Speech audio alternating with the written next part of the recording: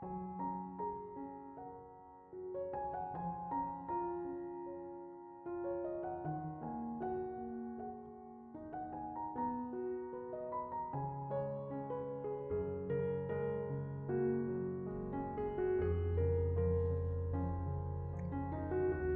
Ibu, saudara-saudari, adik-adik kaum muda yang terkasih, apa kabar hari ini?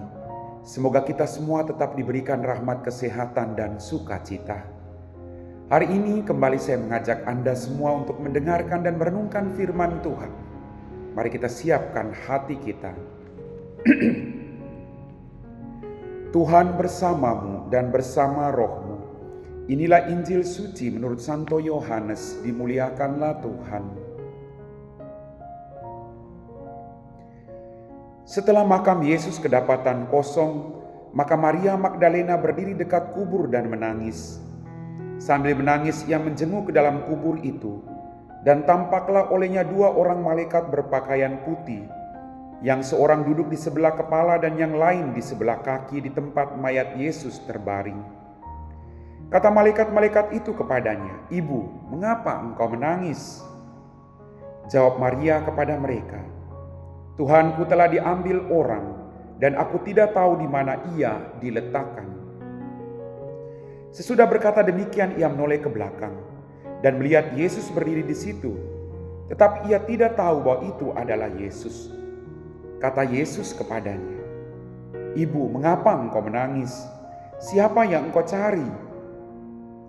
Maria menyangka orang itu adalah penunggu taman, maka ia berkata kepadanya, "Tuan, jikalau Tuhan yang mengambil dia, katakanlah kepadaku di mana Tuhan meletakkan dia, supaya aku dapat mengambilnya." Kata Yesus kepadanya, "Maria." Maria berpaling dan berkata kepadanya, Maria berpaling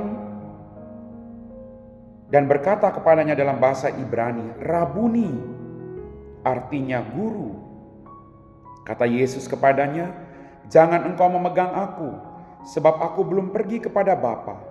Tetapi pergilah kepada saudara-saudaraku dan katakanlah kepada mereka bahwa sekarang aku akan pergi kepada Bapakku dan Bapamu, kepada Allahku dan Allahmu."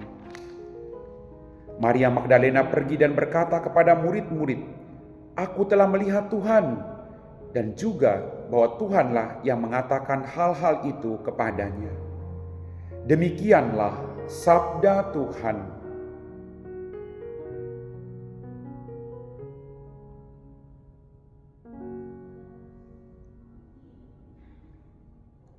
Bapak, Ibu, saudara-saudari, adik-adik kaum muda yang terkasih. Dalam bacaan Injil tadi kita mendengar, setelah makam Yesus kedapatan kosong, maka Maria Magdalena berdiri dekat kubur dan menangis. Peristiwa kematian Yesus membawa duka cita mendalam bagi para muridnya. Mereka ingin agar gurunya selalu ada dan setia bersama dengan mereka. Ada pengalaman kesedihan yang luar biasa.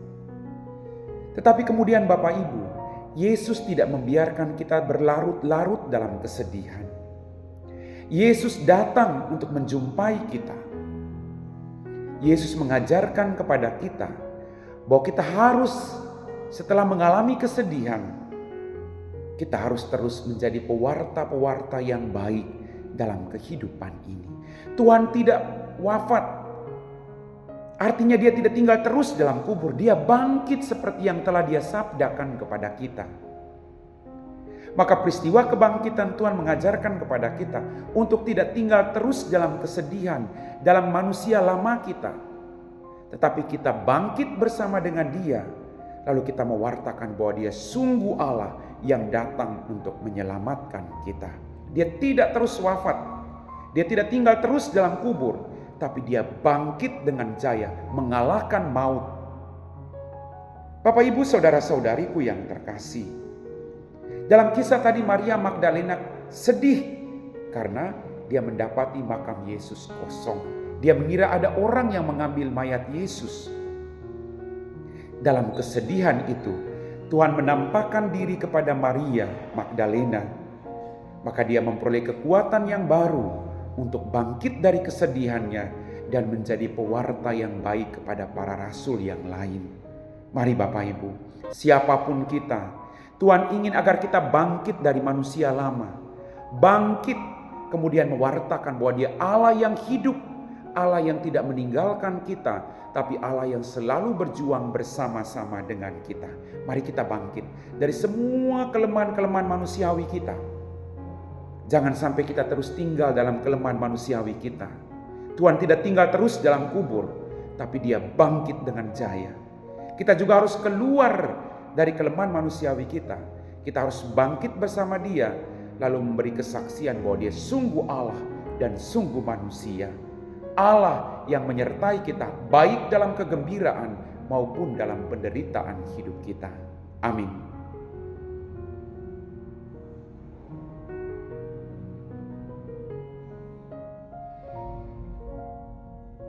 Bapak, Ibu, saudara-saudari, adik-adik, kaum muda yang terkasih, kita semua telah diteguhkan oleh firman Tuhan. Mari kita siapkan hati kita untuk berdoa. Dalam nama Bapa dan Putra dan Roh Kudus. Amin. Tuhan, kembali kami bersyukur untuk setiap berkat yang Kau berikan kepada kami. Ampuni dosa dan kesalahan kami. Terima kasih Tuhan, karena di balik semua pengalaman penderitaan yang kami alami, Engkau Allah yang selalu memberikan kekuatan kepada kami. Bantulah kami dengan kuasa Roh Kudus-Mu, agar kami tidak tinggal terus dalam kelemahan manusiawi kami, tapi kami ikut bangkit untuk mewartakan bahwa Engkau Allah yang hidup dan menyertai kami dalam setiap perjuangan hidup kami masing-masing. Kami puji Engkau Bapa kini dan sepanjang segala masa. Amin. Tuhan bersamamu dan bersama rohmu. Semoga kita sekalian diberkati oleh Allah yang Maha Kuasa, Bapa dan Putra dan Roh Kudus. Amin.